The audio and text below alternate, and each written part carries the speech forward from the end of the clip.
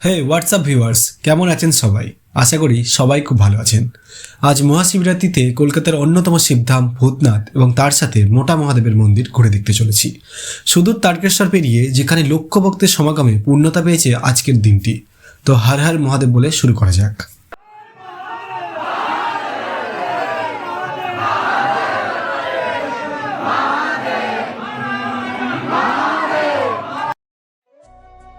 Hey, it's শান্তনুদেব with another blog video. আজ মহাশিবরাত্রি আর এখন আমি আছি আহিরিটোলা ঘাটে দাঁড়িয়ে। এখান থেকে আমরা যাব এখন ভূতনাথ ধাম, যেটি কলকাতার শোভাবাজার নিমতলা শ্মশানের একদম পাশে। এখন প্রায় বিকেল হয়ে গেছে, কিন্তু এখন থেকে ভিড়টা একটা আলাদা লেভেলের। কিছুই নয়, বাবার প্রতি ভক্তদের ভালোবাসার টানে আজকে আমরা সবাই এখানে।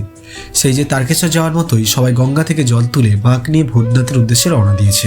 বছরের আর বাকি 5টা দিন এইসব রাস্তা একটু খালি থাকলেও শিব চতুর্দশী শিবরাত্রির দিনগুলিতে এইরকম বিপুল পরিমাণে ভিড় হয়, কারণ বাংলার তারকেশ্বর যাত্রার পরই আসে ভূতনাথ যাত্রা। এই যে রাস্তার একদিকে ভূতনাথ ধাম আর অন্যদিকে দুর্গেশ্বর ধাম, যা মোটা মহাদেবের মন্দির বলে সবাই চেনে। ভাবলাম এই মন্দির একটু ফাঁকা হবে, তাই এখানে আগে দর্শন করব। কিন্তু সেখানে গিয়ে দেখছি এখানেও আজ বিশাল ভিড়। আর এই সেই সুপ্রাচীন মোটা মহাদেবের মন্দির। এখানে যে শিবলিঙ্গ আছে তা নাকি বারবার পালিয়ে যেত গঙ্গার ঘাটে, সেখান থেকে রোজ রোজ ফিরিয়ে নিয়ে আসা হতো আবার মন্দিরে। তাই বাবার এমন ঘুরে বেড়ানো বন্ধ করতে শিকল দিয়ে বাঁধা রয়েছে আজও। তবে মোটা মহাদেব নাম অনুযায়ী শিবলিঙ্গ বিশাল মোটা, উচ্চতা প্রায় 3 মানুষ সমান।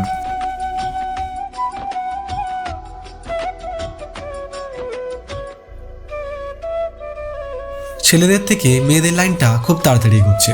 ছেলেদের আর কি, লাইনে দাঁড়িয়ে বাবার নামে ডাক দিচ্ছে।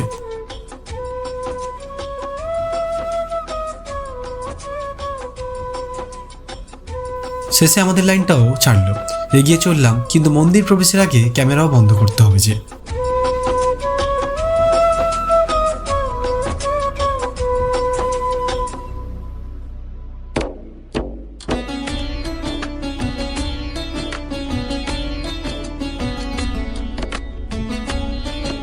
এই সবে বাবার দর্শন করে বাইরে এলাম। ওই যে এন্ট্রেন্সে জুতো রাখা, বাট জুতোর অবস্থা খুব খারাপ। চারদিকে শুধু গঙ্গা চলে, পুরোটাই ভিজে গেছে। ছাড়ো, কোনো ব্যাপার না। শেষে এইবার ভূতনাথ দর্শনের জন্য এগিয়ে চলেছি। এখান থেকে বাম দিকের পথ ধরে রেল লাইন পার করলেই ভূতনাথ মন্দিরের একদম সামনে। ফুলের সাজে তো আজ গোটা মন্দিরকে ঢেকে দেওয়া হয়েছে। আর দেখুন কি অপূর্ব লাগছে, সেই সঙ্গে বিশাল ভিড় হয়েছে আজ। শুধু কলকাতা নয়, দূরবর্তী অনেক শহর থেকে আজ বাবার দর্শনে সবাই এখানে।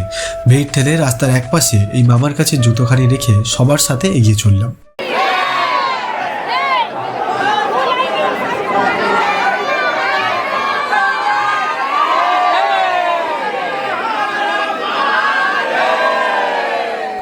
এখানে দাঁড়িয়ে চলতে থাকলো বাবার নামে কত সব বাণী। ভাবছিলাম লাইনটা বেশ তাড়াতাড়ি এগোচ্ছে, কিন্তু এমনটা নয়।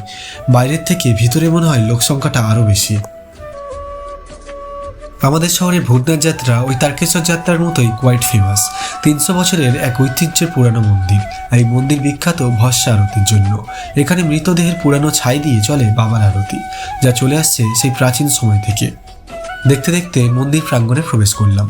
এখনো অনেকটা বাকি। এই জিগজ্যাগ লাইন ক্রস করে তবেই মন্দিরে প্রবেশ। তবে লাইনে দাঁড়িয়ে একটুকুও বোর হওয়ার কোনো কারণ নেই।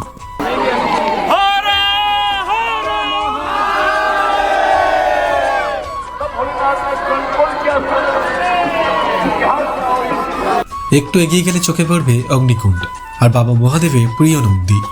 এসব কিছু পার করে এই মূল মন্দিরে প্রবেশ।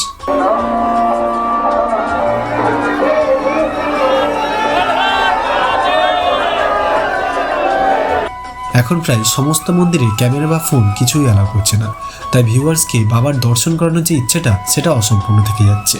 এখানে এখন অবধি কিছুই বলেনি, দেখা যাক কি হয়।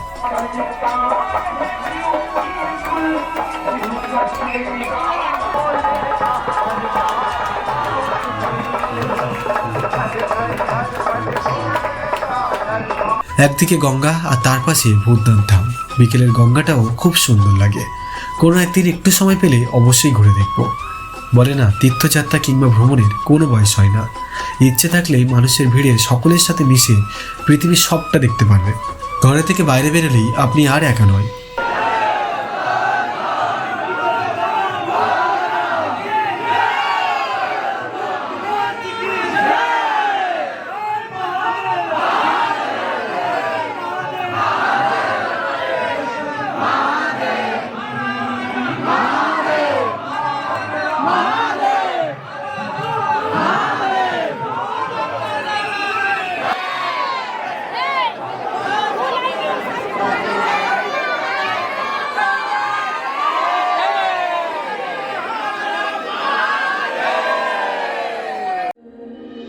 সকলের সাথে হই হই করতে করতে ভূতনাথ ধাম দর্শন করলাম।